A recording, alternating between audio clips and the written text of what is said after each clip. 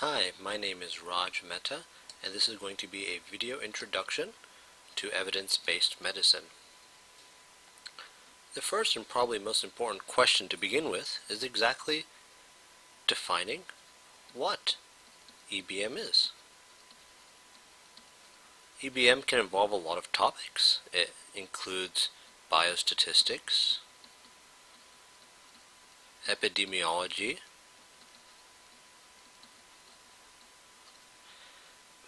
clinical medicine, and much more. The best definition I found for EBM is a very practical one. It's simply the conscientious, explicit, and judicious use of the best evidence to make the best decisions in the care of patients. Again, that would be the conscientious, explicit, and judicious use of the best evidence in making decisions about the care of individual patients. What evidence-based medicine has done is transformed our clinical medicine. It allows us, in clinical medicine, to be able to take care of our patients in the best possible way we can. EBM also allows us to have lifelong learning.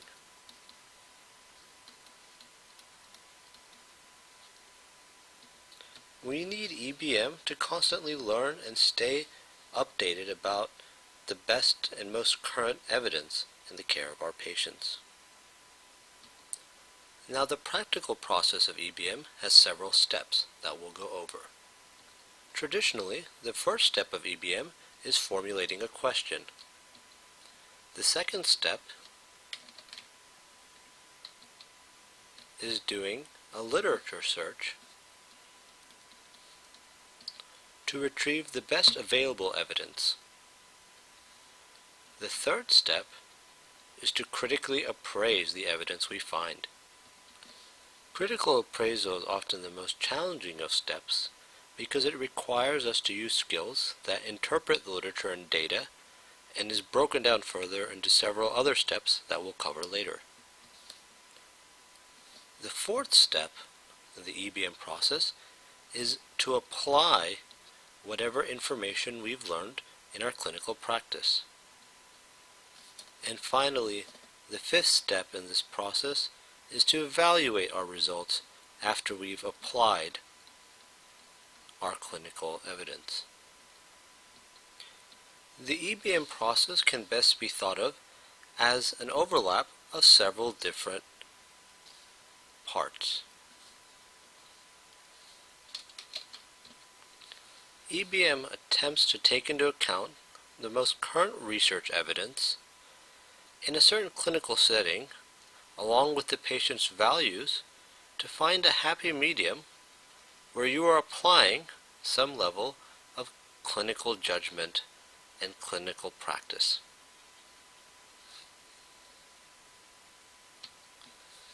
Now that we've had a chance to discuss the process of EBM, we should begin addressing the value of EBM, or why you as an individual should take the effort to learn more about EBM and how practically it's going to help you in your day-to-day use.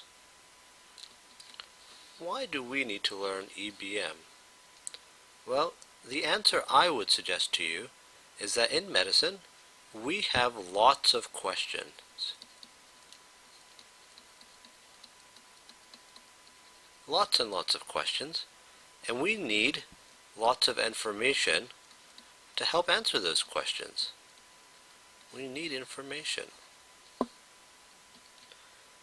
However, sometimes we don't realize how much information we need, and we don't always find information from the best and most reliable sources. David Sackett at Oxford did an experiment.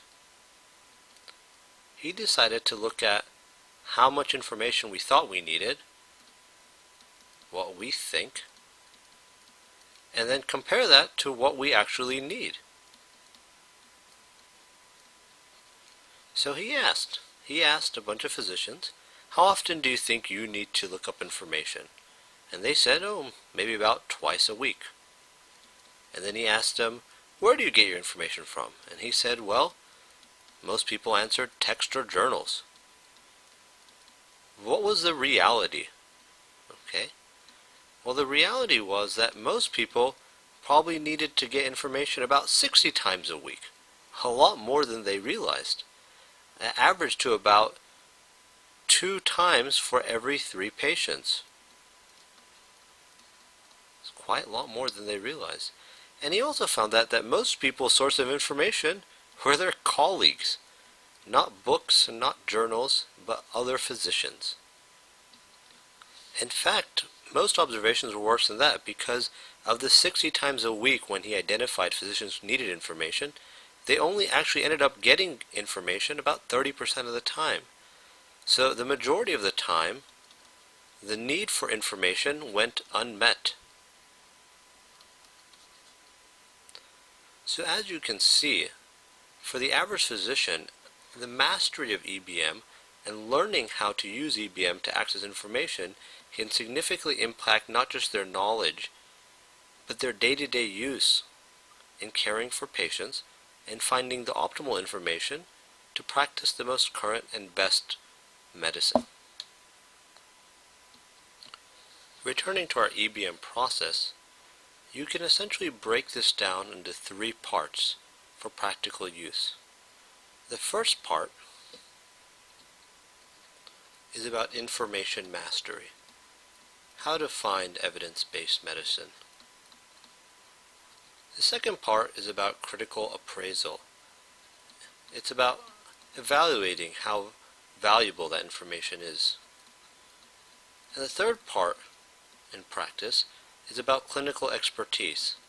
It's about using that evidence in an appropriate way towards your patient care, considering their values, their preferences in the patient setting, and then evaluating how helpful that result is. In my video section, we're going to be going through each one of these things individually, and hopefully by the end of it, we'll have covered a rough outline of the most important aspects to practice good EBM.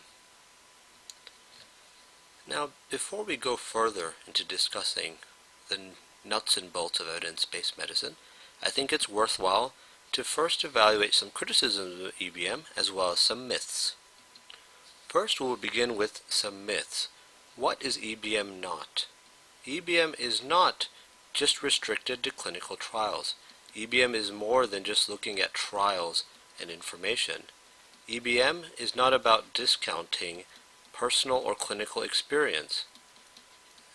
EBM is about augmenting current evidence with personal and clinical experience into making the best clinical practice. EBM is not about cost control.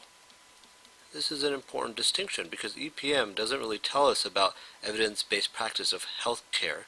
It tells us about evidence-based practice of patient care. And finally, EBM is not about government control.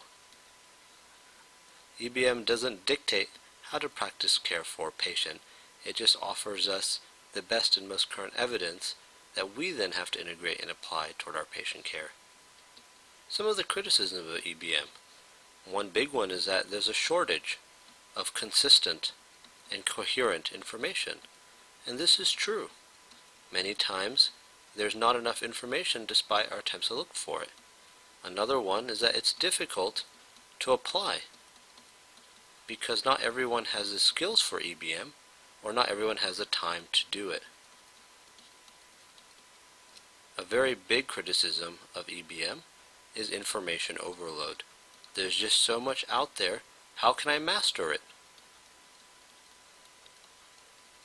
However, hopefully, by the end of these videos, we'll be able to show you ways to overcome these criticisms and be an effective practitioner of evidence-based medicine.